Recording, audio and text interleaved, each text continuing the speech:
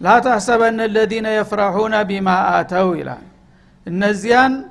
የሰጡትን ነገር አግባብ የሌለውን ነገር ሰጥተው በዛ ነገር ጀብዱ እንደሰሩ ትልቅ ነገር እንዳበረከቱ የሚደሰቱ የሆኑትን ሰዎች አታስባቸው ይላል ويحبون ان يحمدوا بما لم يفعلوا እንዲሁም ደግሞ ባልሰሩት ስራ ወይም ባላበረከቱት አገልግሎት ሊወደሱና ሊመሰገኑ የሚያምራቸውም ሰዎች فلا تحسبنهم بمفازة من العذاب እነሱን ቅጣት የሚያገኛቸው መሆኑን አትጠራጠር ለቅጣት ተመድበዋል ማለቱ ነው ወለሁም عذاب አሊም በመሆኑም እነሱ እጅግ አሳማሚና አንገብጋቢ የሆነ ቅጣት ተዘጋጅቶ እየጠበቃቸው ነው ሲል መርዶውን ነገረ ማለት ምንድነው እነዚህ አደራ የተጣለባቸው አህለል ኪታብ የቀደምት መጽሐፍ ባለቤት ተብየዎች ነብዩ አለይሂ ሰላቱ ወሰለም እንደሚመጡ ህዝቦችን አስቀድመው እንዲነግሩና እንዲያዘጋጁ አደራ ተጥሎባቸው ነበር በዛ መልክ ነብዩ በሚመጡበት ጊዜ ህዝቦቹ ተሽለው እንዲያውም ትንሽ ተጠራጥረው ጭላንጭል የመረጃ ደርሷቸው ነበርና ይመጣል ተብሎ ሲነገርለት የነበረው ነብይ ነው እንደ ይሄ አሁን የመጣው ሲሏቸው አይ አይደለም አርፈ ተቀመጥ እሱማ ቢሆን ኑሮ እኛን ነገራቸው አልነበረም እንዴ እኛ ስላልሆነ ነው እኮ ዝም ያልነው እያሉ ይከመክሟቸው ጀመረ ማለት ነው ከዛ በኋላ በቀጥታ ያው ገፍተው መተው ከነሱ ጋራ ግንባር ለግንባር መወያየት ሲጀምሩ ረሱል አለይሂ ሰላቱ ወሰለም የኔ ዝናና ጀብዱ በእናንተ መጽሐፍ ውስጥ ይገኛል አላህም ስለኔ የነገራችሁ ምስጥር አለ እሱን ለምን አትናገሩም በሚሏቸው ጊዜ ደግሞ ተነጭራሹ ሸምጥተው ክደው ስላንተ አይደለም እኮ ያ ይመጣል የተባለው አሁን ጊዜው ሲደርስ ይመጣል ግን አንተ ያንን ነገር ሰምተህ ምናልባት እኔ በሆን ልሞክር እስቲ ብለህ ለማታለል የመጣህ እንደሆንክ ነው የምንረዳውና አንተን አይመለከትህም አሏቸው ማለት ነው ያኔ ረሱል አለይሂ ሰላቱ ወሰለም ጥያቄ ጠየቋቸው እስቲ እናንተ እንደምትሉት ሳይሆን ምናልባት እንኳን እኔ እንደምለው ከሆነ አንዳንድ ጥያቄ ልጠይቃችሁ የናንተ የዘረግንዳችሁ በዛ አካባቢ የሚገኙትን ይሁዶች ማለት ነው የናንተ ዋና ዘረግንዳችሁ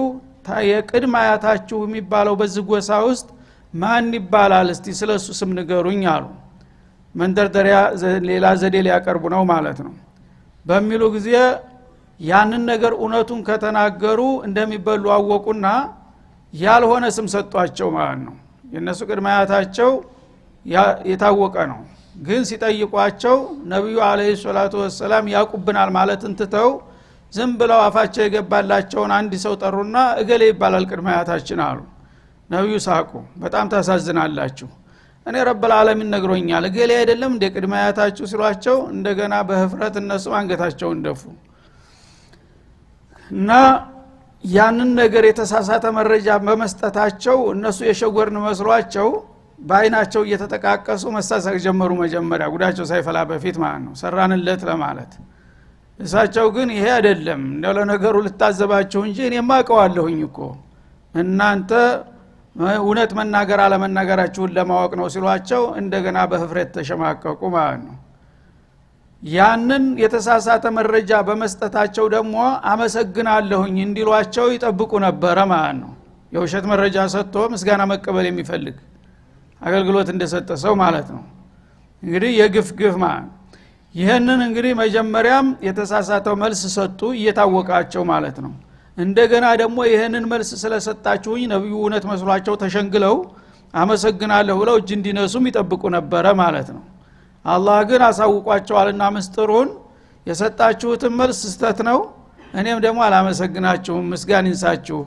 ኸያራ ነውና ያደረጋችሁት ብለው አጋለጧቸው ማለት ነው እና ያኔ በዚህ እንግዲህ ግፍና በደላቸው ሳቢያ አላህ ምን አለ فلا تحسبنهم بمفازة من العذاب እነሱ በሰሩት ድርብርብ ግፍና በደል መጀመሪያውንም ነብይ መሆኑን እየካዱ ያወቁ ማስተባበላቸው ሁለተኛ ለተጠየቀው መረጃ የተሳሳተ መረጃ መስጠት እንደገና ሶስተኛ በዛው በተሳሳተው መረጃ ደግሞ ምስጋና እንዲታመሰግናቸው መጠበቅ ይሄ በጣም አሳፋሪና ድርብርብ ወንጀል ስለሆነ እነዚህ ሰዎች ካሁን በኋላ በምንም አይነት ከአላህ ቅጣት ያመልጣሉ ብለህ እንዳታስብ አልቆላቸዋል አላህ Subhanahu Wa Ta'ala فلا تحسبنهم بمفازة من العذاب ቢመንጀን من العذاب ማለት ነው ቅጣት ያመልጣሉ ተብቅጣት ይድናሉ ብለህ አታስብ ገባበት ቢገባ ሰማይ ቢወጣ መሬት ቢገባ እንደሚባለው ተቅጣት አያመልጡም ወለሁም عذاب አሊም ለነሱ በጣም አሳማሚ የሆነ ቅጣት ሲኦል ተዘጋጅቶላቸዋል ያለው በዚህ ምክንያት ነው ማለት ነው ስለዚህ እነሱ እንግዲህ ይሄን በመስራታቸው ውጤታቸው ይህ ከሆነ